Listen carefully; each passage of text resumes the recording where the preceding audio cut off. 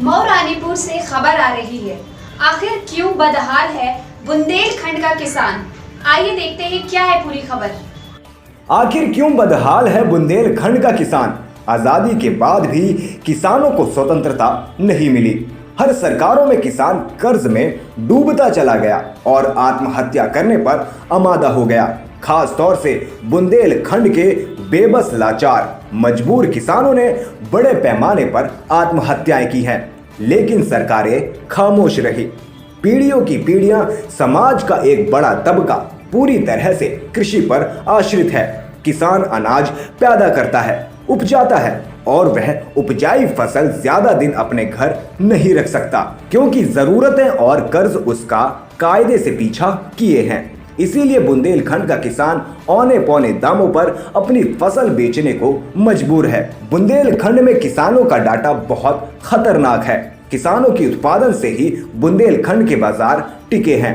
बाजार एवं अर्थव्यवस्था बुरी तरह से लड़खड़ा चुकी है। लगातार फसलों के चौपट होने से बुंदेलखंड का किसान बर्बाद हो गया है। रही सही कसर बैंक और तहसील एवं थाने के भ्रष्ट अधिकारियों ने किसानों से लूट मार करके इनकी कमर तोड़ दी है। दलाल और बिचौलियों ने इन्हें कंगाली की कगार पर लाकर खड़ा कर दिया है, जो मौजूदा शासन व्यवस्था पर सवालिया निशान खड़े कर रहे हैं। देश और प्रदेश के हुक्मरान और प्रधान सेवक ये न भूलें कि जब जब किसानों ने हुकूमत सल्तनत के खिलाफ बगावत की है, तब तब ताज और तख्त आंधियों में उड़ गए हैं। समय रहते सूबे के मुखिया बुंदेलखंड के बदहाल किसानों के आंसू पोंछें और लूटमार कर रहे अधिकारियों पर अंकुश लगाएं। मऊ झांसी से भूपेंद्र सिंह के साथ मुकेश सिंह की रिपोर्ट। तहसील में किस लिए घूम रहे हैं आप?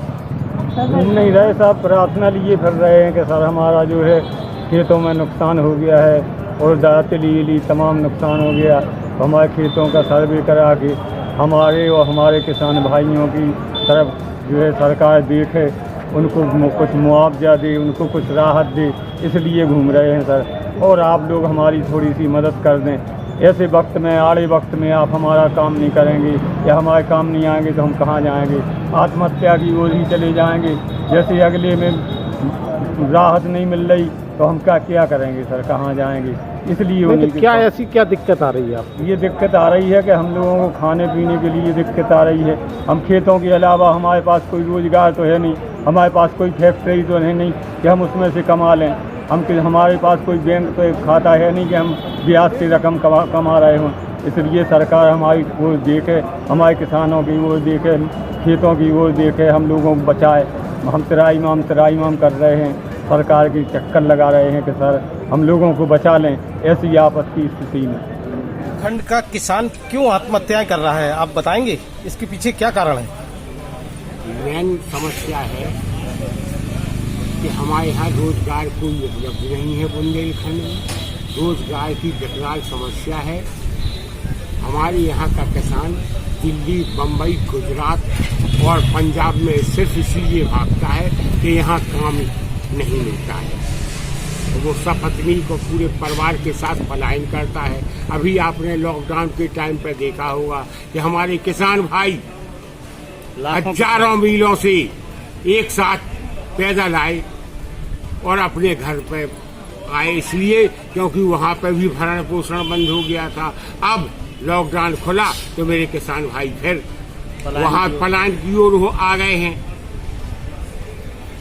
और कुछ कहें मेरे भाइयों? जय किसान। मेरे साथ में वरिष्ठ पत्रकार सुधीर जैन साहब हैं। आइए उनसे जानते हैं कि बुंदेलखंड के जो आज किसान सबसे ज्यादा यहाँ आत्महत्याएं कर रहे हैं, इसके पीछे क्या कारण है, बताइए जैन साहब। बुंदेलखंड के किसान ज़्यादातर आत्महत्या कर रहे हैं, कर्ज के चलते आत्महत्या कर रहे हैं। यहाँ पर बुंदेलखंड में सिंचाई के साधन न होने और प्राकृतिक वर्षा ज़्यादा बरस हो जाने, उससे सब फसलें सड़ जाने या वर्षा बिल्कुल नहीं होने, फसलें सूख जाने के चलते जब उनके कुछ आय के स्रोत नहीं होंगे तो वह आत्महत्या करने के लिए मजबूर हो जाते हैं। यहाँ पर बैंकों के कर्ज के चलते, तो बैंक कर्ज लिए होते हैं, साहूकारों के कर्ज के चलते किसान आत्महत्याएं करते हैं।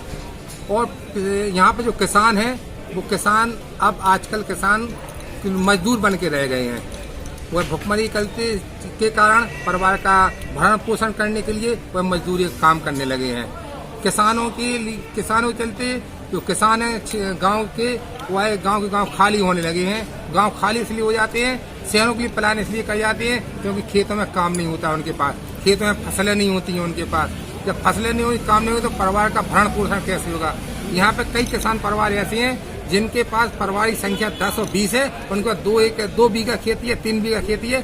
3 बीघा खेती में 10 परिवारों को चलाने का काम जिम्मेदारी किसान की होती है, जिसके चलते वो साहूकारों कर्जे में फंस जाते हैं।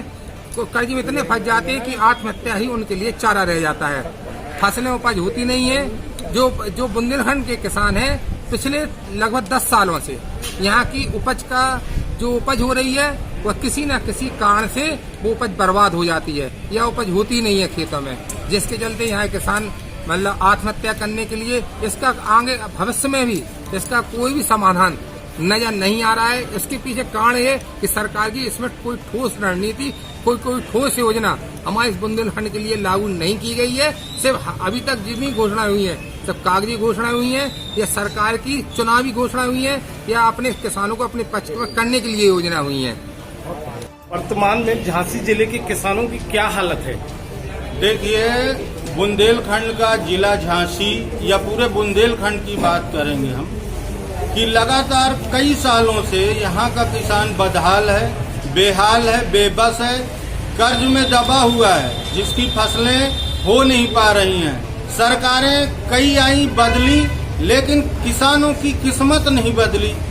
भारतीय जनता पार्टी ने कहा था कि हम 2022 में किसानों की आमदनी दुगनी कर देंगे, लेकिन 2019 में खरीफ की फसल 90 से 95% नष्ट हुई थी। उसमें भी आज तक कई हजार किसानों का खरीफ का बीमा प्रीमियम बकाया है। कोरोना महामारी लॉकडाउन के चलते किसान वैसे ही परेशान है, बदहाल है, रोजी रोटी छिन गई।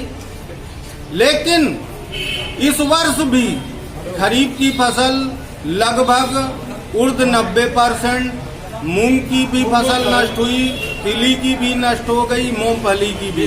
ऐसे में अभी तक लेखपालों ने किसानों के खेतों का सर्वे नहीं किया।